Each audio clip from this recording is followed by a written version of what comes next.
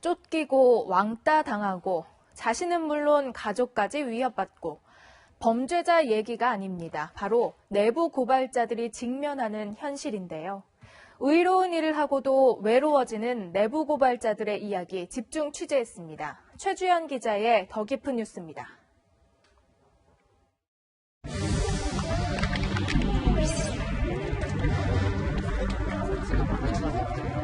저희가 오늘 단결하고 용기를 낸 모습을 보고 또 다른 동료들이 함께할 수 있도록 가면을 쓴 내부 고발자들.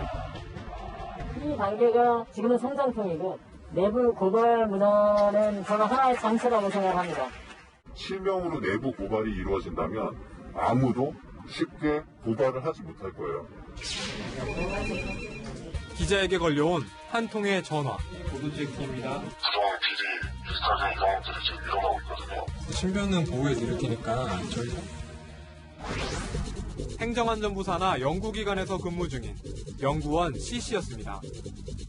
지난해 뽑힌 연구원 4명 중 2명에게 채용 비리가 있다는 의혹을 제기합니다. 가장 중요한 게 연구 실적입니다. 논문 기호 실적이 많다든지 아니면 외국의 SSCI급의 논문을 실었다든지 이분들은 보시면 알겠지만 연구 논문 수도 그렇게 많지도 않고 SSCI 논문은 하나도 없습니다. 두 지원자는 각각 3건의 단독 논문을 제출했습니다. 10건 안팎의 다른 지원자들에 비해 턱없이 적습니다. 그런데 면접장에선 상황이 완전히 역전됐습니다. 합격한 사람들만 점수를 줘왔습니다. 이분이 불합격한 경우도 점수를 합산하지 않았습니다. 전임 원장 그들을 연결시켜준 고위 간부가 있다고 생각합니다. 2명은 모두 전임 원장의 조교 출신.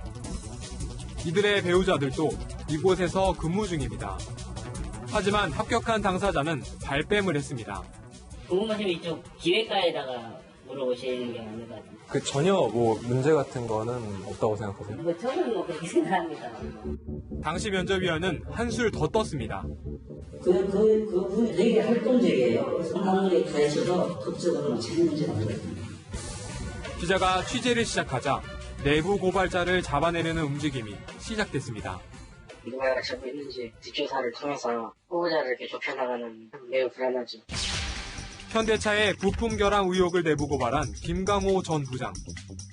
32건의 의심 사례를 국토부에 제보하자 8건의 리콜과 2건의 무상 수리가 이루어졌습니다. 김 씨는 해고 통지를 받았지만 권익위원회가 복직을 요구했고 회사는 이를 받아들였습니다. 하지만 저는 지금 회사 다니고 있지 않습니다. 김 씨는 복직한 지 한 달도 안 돼 회사를 그만뒀습니다. 정부 훈장까지 받았지만 관련 업계는 김 씨를 싸늘하게 외면했습니다. 서류 진행에서도 통과 못했습니다. 전부 다. 그래서 면접까지도 한 번도 못 갔습니다. 알게 모르게 퇴출돼 있는 거죠. 하지만 현대차는 개인 사정에 따른 퇴직이라고 해명했습니다.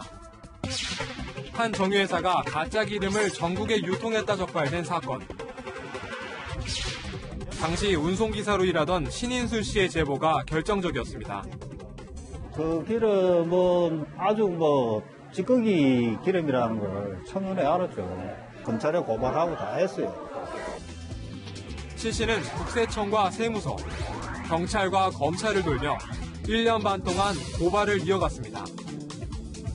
그런데 이 과정에서 누군가 신 씨의 신원을 노출시켰습니다. 증거 있어요.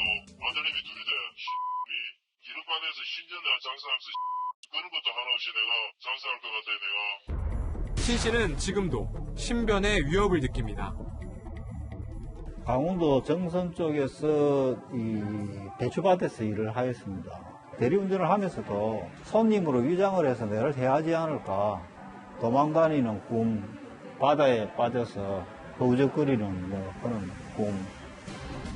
내부 고발자를 보호하고 불이익을 당하면 손해의 3배까지 보상하는 공익신고자 보호법. 그러나 이 법의 보호 대상에서 횡령과 배임, 폭력 같은 주요 범죄는 빠져 있습니다.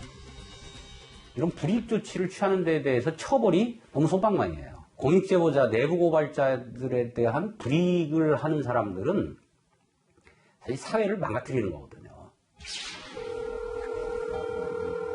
여보세요? 예, 오늘 일거리 좀 있습니까? 요새 또 일이 좀 막강찮네. 좀 연락 좀 주시오. 기다리고 있을게요. 예, 좀 부탁 좀 드릴게요. 의로운 일을 한 내부 고발자가 쫓겨다니고 고립되는 세태를 하루빨리 바꿔야 한다는 목소리가 커지고 있습니다. 변호사를 통하지 않고 개인이 익명으로 신고하는 건 아직 안 되거든요. 공익신고를 하게 된 그 결과가 나올 때까지 어떠한 인사조치를 하지 못하도록 하는 조항이 좀 들어갈 필요 좀 있을 것 같거든요. 채널A 뉴스 최주현입니다.